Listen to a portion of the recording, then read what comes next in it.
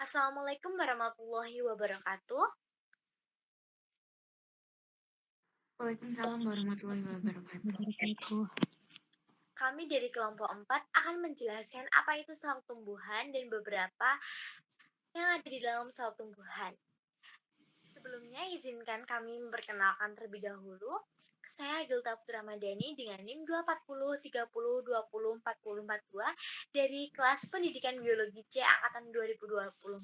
Selanjutnya, Saya Fadilah Nur Destiani dengan NIM 24030204040 dari Pendidikan Biologi C angkatan 2024. Perkenalkan, saya Rustiana Fika Astafidzah dengan NIM 2403020404061 dari kelas PBC 2024. Nah, selanjutnya saya akan menjelaskan apa itu sel tumbuhan. Tapi sebelum saya menjelaskan apa itu sel tumbuhan, saya akan menjelaskan apa itu sel. Pasti dari semuanya tidak asing dengan sel itu apa.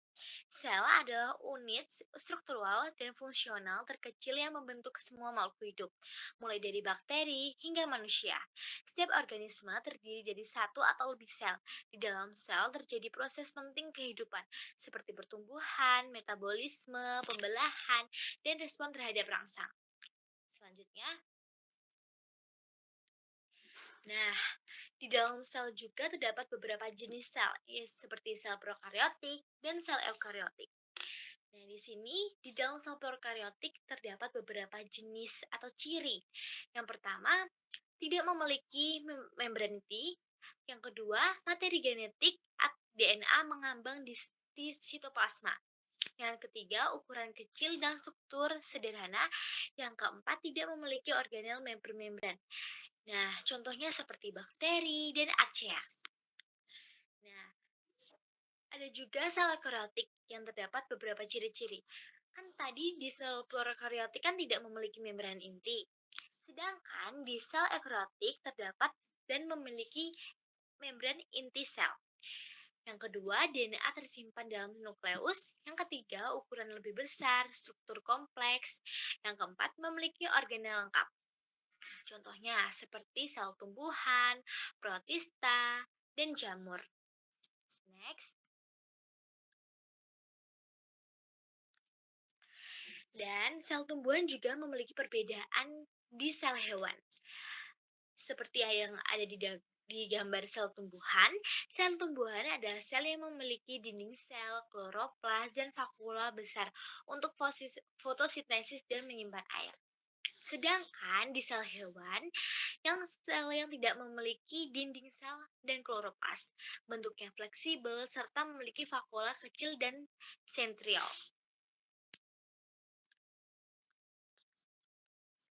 Selanjutnya ada ultrastruktur sel.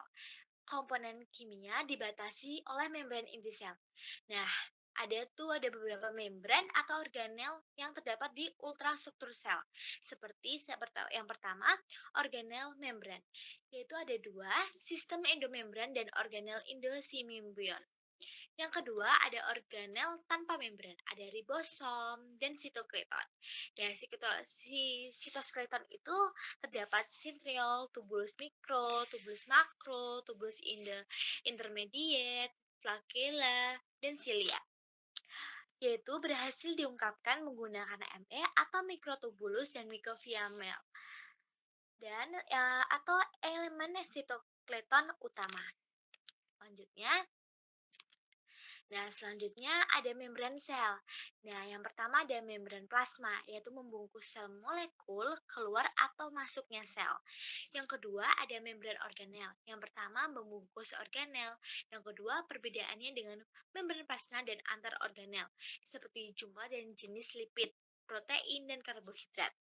Yang ketiga ada turnover antar organel dan dari ke membran plasma ke badan mikro, yaitu organel bermembran yang tidak termasuk sistem endomembran, contohnya seperti mitokondria dan kloroplas.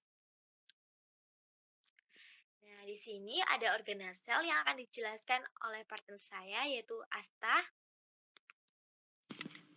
Baik, selanjutnya kita masuk ke dalam organel-organel sel. Yang pertama ada mitokondria. Mohon maaf, Akil, Ya, suaranya di-mute dulu. oke. Baik, kita masuk ke mitokondria. Mitokondria berperan dalam respirasi seluler. Struktur mitokondria terdiri dari yang pertama ada membran luar ruang antar membran dalam matriks. Yang kedua ada membran dalam berlipat-lipat membentuk kristal. Dan DNA mitokondria dan ribosom berasal dalam matriks. Next. Selanjutnya ada organel yaitu kloroplas. Kloroplas terdapat pada tumbuhan dan alga tertentu yang berfungsi sebagai tempat proses fotosintesis. Ada reaksi terang di membran tilakoid dan reaksi gelap di stroma. Struktur kloroplas terdiri dari 3 kompartemen, yaitu ruang antar membran stroma dan ruang tilakoid. Enzim untuk membuat ATP terdapat pada membran tilakoid. Selanjutnya ada organel dinding sel. Dinding sel adalah lapisan kaku di luar membran sel. Dinding sel hanya ditemukan pada sel tumbuhan, jamur, dan bakteri. Dinding sel ini berfungsi melindungi sel dan mempertahankan bentuknya, serta mencegah sel pecah akibat tekanan osmotik dan membantu tumbuhan memiliki bentuk kokoh dan tahan terhadap tekanan lingkungan. Dinding sel tersusun dari bahan seperti selulosa pada tumbuhan, mendukung transportasi air dan nutrisi yang penting bagi kehidupan sel. Selanjutnya ada sitoplasma. Sitoplasma adalah zat protoplasma yang berada di luar nukleus. Komponen utama sitoplasma adalah air, sekitar 85-90%. Sitoplasma ini mengandung karbohidrat, lemak, protein, dan beberapa garam organik. Di dalam sitoplasma terdapat organel seperti retikulum endoplasma, ribosom, mitokondria, kloroplas, nukleus, badan Golgi, vakuola, dan badan mikro lainnya. Dibatasi oleh membran yang disebut membran plasma atau plasmalema yang memisahkan sitoplasma dengan dinding sel.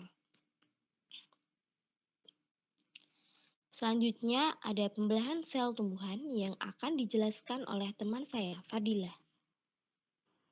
Baik, setelah mengetahui perbedaan sel tumbuhan, sel hewan, dan juga organel-organel yang terdapat dalam sel tumbuhan, perlu kita ketahui bahwa sel itu juga mengalami pembelahan, di mana pada tumbuhan itu pembelahannya terdapat 3, yaitu ada pembelahan secara mitosis, pembelahan secara meiosis, dan secara apoptosis.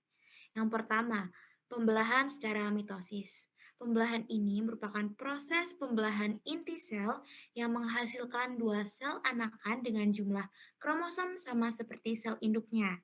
Jadi jika induknya diploid, maka sel anakan yang dihasilkan juga diploid. Begitupun jika induknya haploid, maka sel yang dihasilkan akan haploid. Nah, pembelahan sel ini itu terjadi di sel seluruh tubuh kecuali sel gamet. Sebelum masuk pada pembelahan mitosis, sel akan mengalami tahap interfase, di mana terdapat 3 tahap, yaitu tahap gap 1. Pada tahap ini, sel akan tumbuh membesar dan akan mensintetis protein, enzim, dan juga organel baru. Di mana pada tahap ini aktivitas metabolismenya juga tinggi. Selanjutnya yaitu ada tahap sintesis di mana DNA diduplikasi yang akan terbentuk kromatid ganda. Dan histon pada DNA juga dibuat untuk mengemas DNA baru. Dan untuk tahapan selanjutnya yaitu ada gap 2, di mana ini merupakan pertumbuhan lanjutan dan sintetis protein ini tuh penting untuk tahap mitosis. Misalnya protein spindle. Nah, pada tahap ini itu sel akan memeriksa kesalahan DNA sebelum mitosis. Nah, masuk pada pembelahan mitosis tersebut, maka yang pertama akan ada tahap profase di mana kromatin akan memadat menjadi kromosom. Kemudian, ini bukan sentriol, seharusnya sentrosom akan bergerak ke kutub yang berlawanan. Kemudian, benang spindle mulai terbentuk dan membran inti mulai menghilang pada tahap profase ini. Selanjutnya akan ada tahap metafase di mana kromosom akan berjajar di bidang ekuator di tengah-tengah sel seperti ini. Dan benang spindle akan menempel pada sentromer tiap kromosom seperti ini. Selanjutnya akan ada tahap anafase di mana kromatid saudara atau hasil duplikasi kromosom akan ditarik ke arah kutub yang berlawanan. Ada yang ditarik ke atas dan juga ke bawah. Dan jumlah kromosom di tiap kutub sudah sama dengan jumlah kromosom sel induk. Selanjutnya akan ada tahapan telofase di mana kromosom akan kembali berubah menjadi benang kromatin. Dan membran inti dan juga nukleolus juga akan kembali terbentuk. Dan benang spindle akan menghilang. Di sini mulai terbentuk juga bentukan tonjolan ke dalam karena akan ada pembelahan yaitu sitokinesis, di mana sitokinesis ini merupakan pembelahan sitoplasma. Pada tahap ini itu sitoplasma akan membelah menjadi dua bagian. Dan ini terbentuk dua sel anakan yang identik secara genetik. Jadi pada mitosis ini akan dihasilkan dua anakan dengan sel anakan yang identik seperti itu. Selanjutnya akan ada pembelahan meiosis. Kepada rekan saya bisa menjelaskan. Terima kasih. Selanjutnya adalah pembelahan sel secara meiosis. Pembelahan meiosis adalah proses pembelahan sel yang menghasilkan sel anak dengan jumlah kromosom setengah dari sel induknya, yaitu haploid dan N. Proses ini hanya terjadi pada sel kelamin, yaitu gamet, sperma, dan ovum pada hewan, serta serbuk sari dan kantung embrio pada tumbuhan. Nah, di sini ada tahapan-tahapan pada pembelahan sel secara meiosis. Meiosis berlangsung dalam dua tahap, yaitu meiosis 1 dan meiosis 2. Yang pertama ada tahap meiosis 1, yaitu tahap pembelahan sel dengan reduksi. Pada tahap pertama ada tahap profase 1, di mana kromosom mengganda, lalu kromosom membentuk pasangan homolog. Terjadi crossing over, yaitu pertukaran segmen kromosom antara kromosom homolog dan menimbulkan variasi genetik. Yang kedua ada tahapan metafase 1, di mana kromosom homolog berjejer di bidang ekuator sel berpasangan. Lalu ada tahapan anafase 1, di mana kromosom homolog dipisahkan ke kutub yang berlawanan, masing-masing berupa kromatid ganda. Lalu ada tahapan telofase. Di tahap telofase ini terbentuk dua sel anak dengan kromosom setengah dari sel induk, yaitu haploid, tetapi masih rangkap kromatid. Lalu ada tahapan meiosis 2, yaitu tahapan pembelahan mitosis atau pembelahan mitosis like. Yang pertama ada tahapan profase 2. Kromosom mulai terlihat lagi dan benang spindle terbentuk. Lalu ada metafase 2, yang mana kromosom berjejer di bidang ekuator, sama seperti mitosis. Yang ketiga ada tahapan anafase 2. Kromatid saudara terpisah dan ditarik ke kutub yang berlawanan. Lalu ada tahapan telofase 2, di mana pada tahapan telofase 2 ini terbentuk 4 sel anak haploid dengan kromosom tunggal. Next. Nah, hasil akhir dari proses pembelahan meiosis ini yaitu dari satu sel induk diploid membentuk 4 sel haploid. Setiap sel anak bersifat unik karena adanya crossing over dan pemisahan kromosom secara acak. Lalu selanjutnya ada mekanisme apoptosis yang akan dijelaskan oleh rekan saya. Baik, terima kasih. Di sini saya akan menjelaskan apa itu apoptosis. Nah, apoptosis adalah mekanisme alami di mana sel bunuh diri secara terkontrol karena sudah tidak dibutuhkan atau rusak atau berbahaya. Dan juga ada beberapa tahapan apoptosis. Yang pertama ada inisiasi, yaitu sel menerima sinyal dari dalam atau luar sel untuk memulai mati. Misalnya karena DNA rusak atau sinyal dari sistem imun. Yang kedua ada eksekusi, yaitu enzim caspase atau diaktifkan untuk menuju atau bertujuan menghancurkan protein, DNA, dan komponen sel. Inti sel mengecil dan kromatin memadat. Selanjutnya, nah yang ketiga ada pembentukan badan apoptotik, yaitu sel terpecah menjadi fragmen kecil atau apoptotik modis.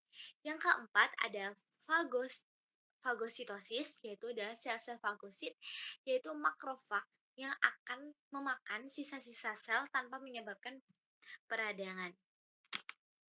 Baik, itu adalah beberapa penjelasan dari kami, yaitu adalah sel tumbuhan dan juga ada beberapa tahapan pembelahan dalam sel tumbuhan. Ada tambahan dari rekan-rekan saya?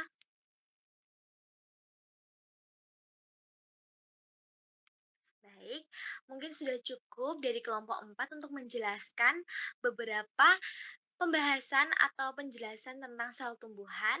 Kami akhiri, saya ucapkan mohon maaf jika ada kesalahan kata dari kami waktu menjelaskan. Wassalamualaikum warahmatullahi wabarakatuh. Terima kasih. Waalaikumsalam Waalaikumsalam warahmatullahi warahmatullahi wabarakatuh. Terima kasih. Apakah